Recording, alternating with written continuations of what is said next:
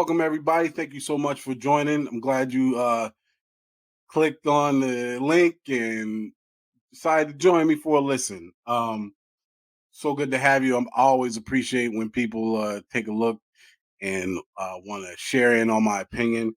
Um, just finished and going to do a review on Fast X.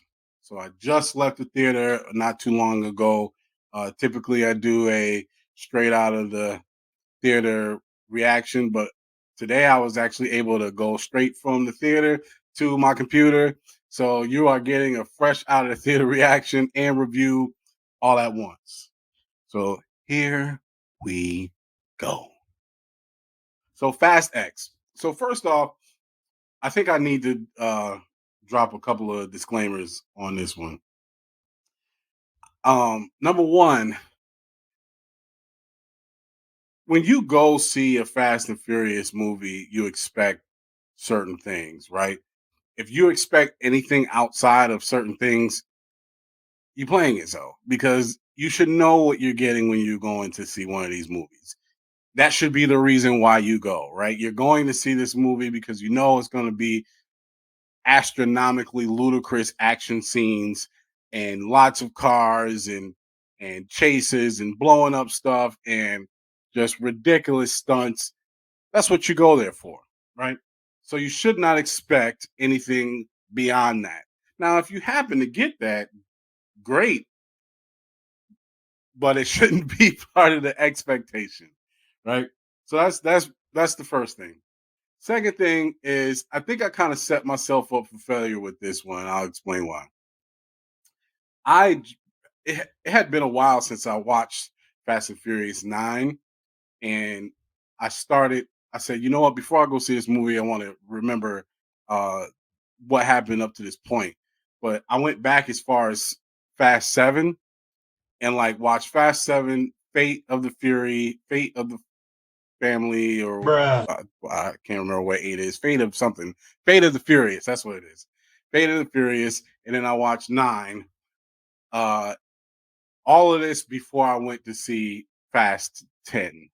So I was kind of fast and furious out when I went to go see this. And now I wish I would have not had done that and just went fresh and saw this because I think I probably would have enjoyed it more had I did that. But like I said, I wanted to get caught up, if you will, just to make sure that if there was something introduced in this movie that I wouldn't be completely lost. But I was like fast and furious out when I watched this. But with that being said, it was enjoyable. Um, it gave me everything that you want in a Fast and Furious movie. Explosions, ridiculous, astronomically stupid stunts. I mean, the stuff is so out of control. And what I love is they don't even take it serious. Like if you've watched, especially the most recent ones, I think 8, 9 definitely make jokes about it. And in this one, they do too.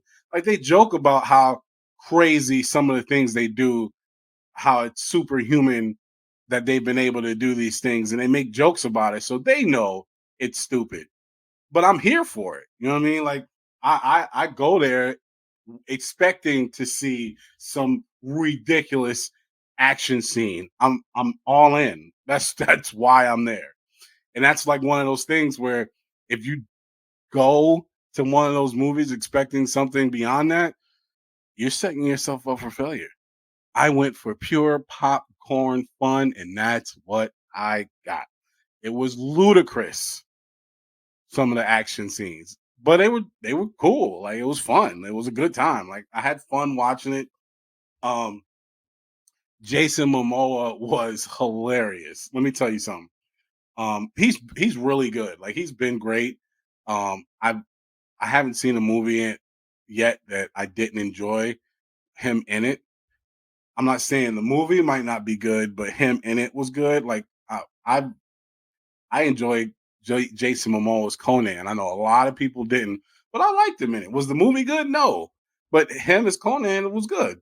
But he was good in this. He brings a certain comic comedic approach to his bad guy, and it's awesome. I think he really let loose in this role. You could tell he was having a great time. Um, he actually was the movie for me. Like I really enjoyed his parts.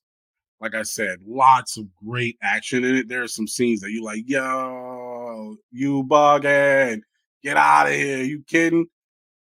I think some of the action scenes dragged along a little longer than necessary. One in particular is like the ball scene that you see in all the trailers.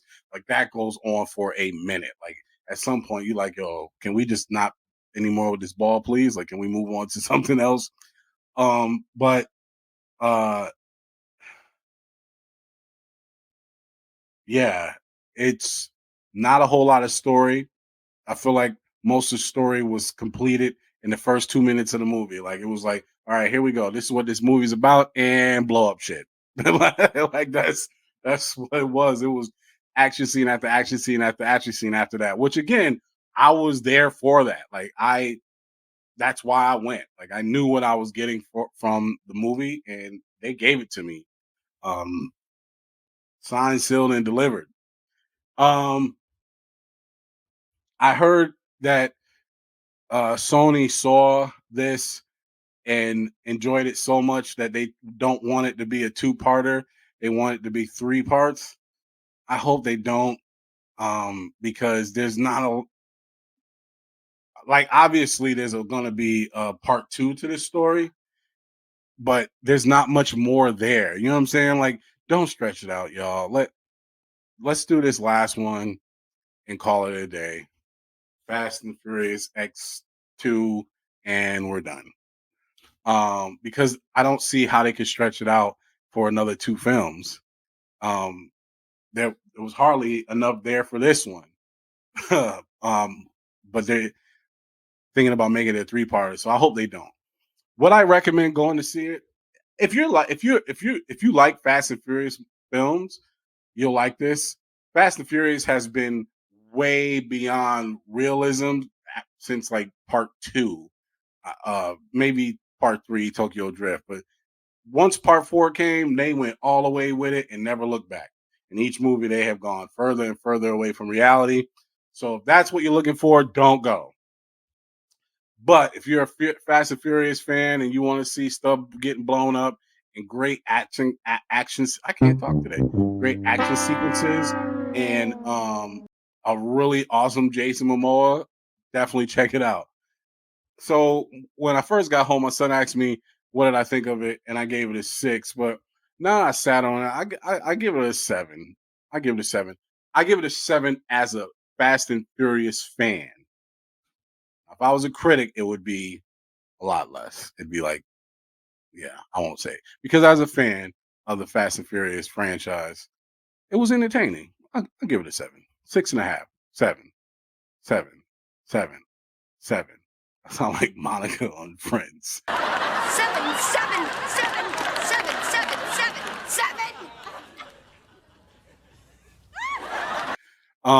I give it a 7. All right.